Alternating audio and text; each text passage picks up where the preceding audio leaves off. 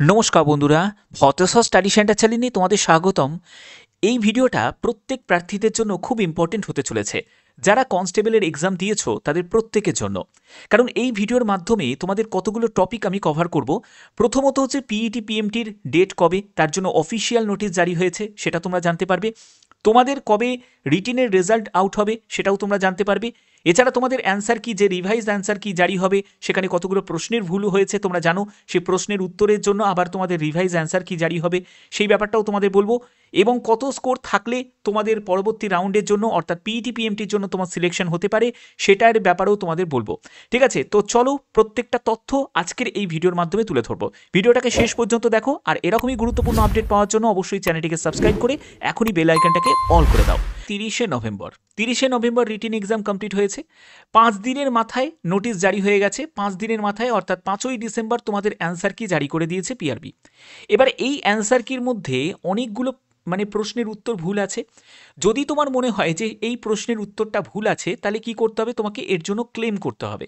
Claim করার জন্য তার জন্য তোমাকে একটি প্রয়োজনীয় প্রুফ দিতে হবে।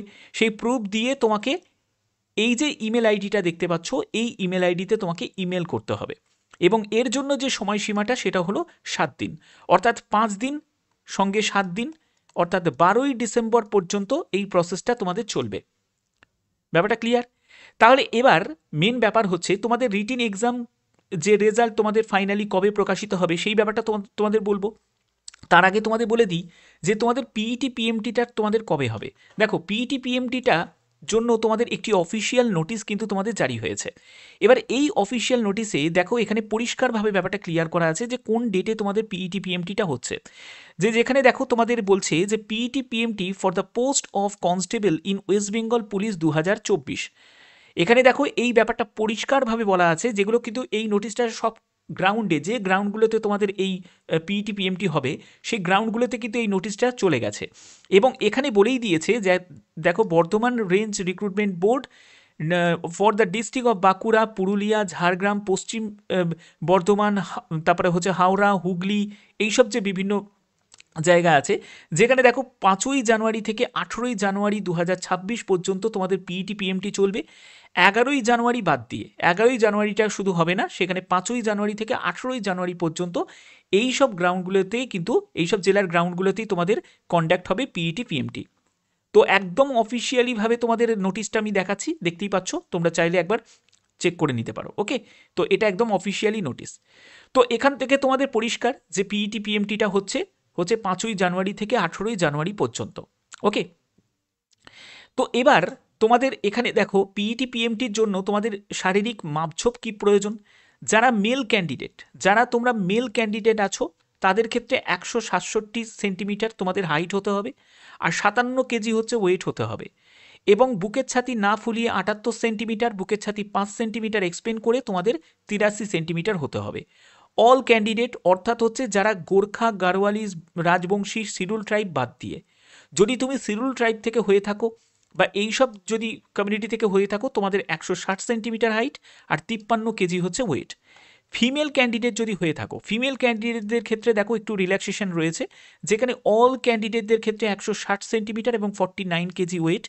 গোর্খা, গাড়োয়ালিজ, রাজবংশী এবং শিডিউল ট্রাইবদের ক্ষেত্রে 152 তোমাদের সেন্টিমিটার এবং 45 কেজি হচ্ছে তোমাদের ওয়েট। এবং এদের ক্ষেত্রে কিন্তু কোনো চেস্টের কিন্তু মাপঝোপ থাকছে না ফিমেল ক্যান্ডিডেটদের ক্ষেত্রে।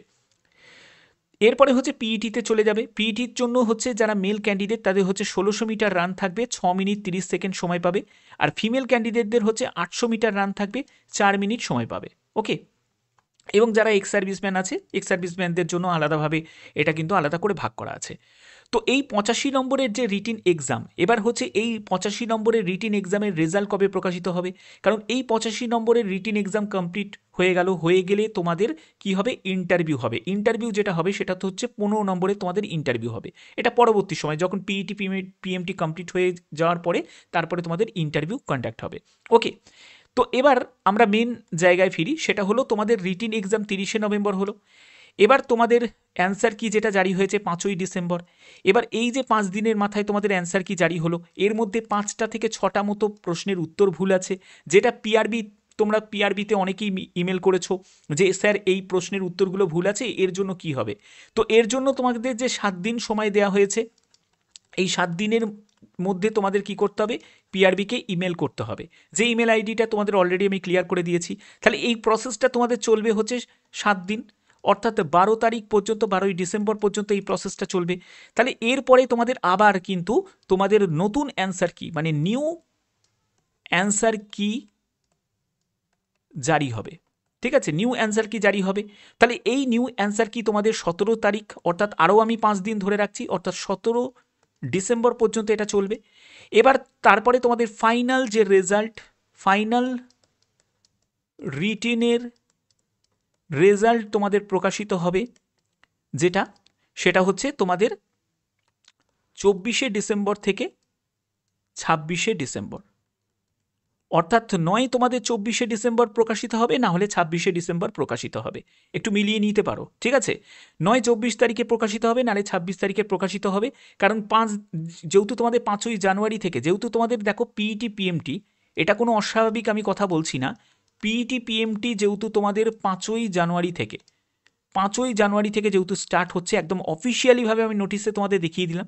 তো সেক্ষেত্রে 24শে ডিসেম্বর অথবা 26শে ডিসেম্বরের মধ্যেই তোমাদের রেজাল্ট প্রকাশিত হয়ে যাবে, রিটিনের রেজাল্ট। এবার মেন হচ্ছে যে কেমন স্কোরেতে সিলেকশন হতে পারে। দেখো স্কোর নিয়ে তোমাদের অনেকের একটা মাথা ব্যথা রয়েছে, কেমন স্কোর হতে পারে, কেমন স্কোরে মানে কাট অফ কত কেমন যেতে পারে। দেখো কাট অফ রিলেটেড আমি অলরেডি তোমাদের ভিডিও করে দিয়েছি। তো এখানে তোমাদের আরেকটা ব্যাপার আমি তোমাদের বলবো, যে স্কোরটাই আসুক না কেন, প্রথমত তোমাদের কত স্কোর এসেছে তোমরা অবশ্যই কিন্তু মানে মেলানোর পরে তোমরা অবশ্যই তোমরা জানাবে। এরপরে তোমাদের ফাইনাল যখন একটা অ্যান্সার কি যখন জারি হবে, তখন আরও একটু ভালোভাবে তোমাদের এই ব্যাপারটা ক্লিয়ার হয়ে যাবে। ঠিক আছে, কিন্তু এখন তোমাদের বর্তমানে তোমাদের এখন কত স্কোর আসছে সেটা তোমরা প্রত্যেকে কমেন্টে জানাবে। এছাড়া তোমাদের বলে রাখি যে তোমাদের যে নাম্বারটাই থাকুক না কেন, সেটা 35 আসুক, 36 আসুক, 40 আসুক, 45 আসুক, 55 আসুক, যাই আসুক না কেন, তোমরা প্রত্যেকে কিন্তু পিইটি পিএমটির জন্য যারা প্রস্তুতি নিচ্ছ তারা কিন্তু ভালোভাবে নিয়ে যাও। ঠিক আছে, কারণ যে স্কোরটাই আসুক না কেন, যে কাট অফটাই হোক না কেন, জানবে যে এটাই তো থেমে থাকা নয়। কারণ কনস্টেবলের পরে এরপরে তোমাদের এসএসসি জিডিরও আছে, নিশ্চয়ই তোমরা এসএসসি জিডিরও ফর্ম ভরছো, তাহলে সেক্ষেত্রে তোমাদের এটা তো কাজে লেগে যাবে পিইটি পিএমটিটা। তাই এখন যদি তুমি স্টপ করে দাও তাহলে লাভটা কিছুই হবে না। হয়তো হতেই পারে যে যাদের 35-36 নাম্বার পেয়েছে তাদের সিলেকশন হয়ে গেল, তাদের পিইটি পিএমটির জন্য তারা ডাক পেয়ে গেল, তখন তুমি কি করবে? তোমার তো প্রস্তুতিই নেই, পিইটি পিএমটির জন্য তুমি তো তৈরি করোনি। এটা তো আর পরীক্ষা নয় যে তুমি রাত জেগে তুমি পড়লেই তোমার মানে হয়ে যাবে, সেটা তো নয়। এর জন্য তো তোমাকে আগে থেকে প্রস্তুতি দরকার, তাই না? তার জন্য কেউ যেরকমভাবে তোমরা প্রিপারেশান নিচ্ছ পিইটি পিএমটির, সেরকম কিন্তু প্রিপারেশান নিতে থাকো। ঠিক আছে, ওকে।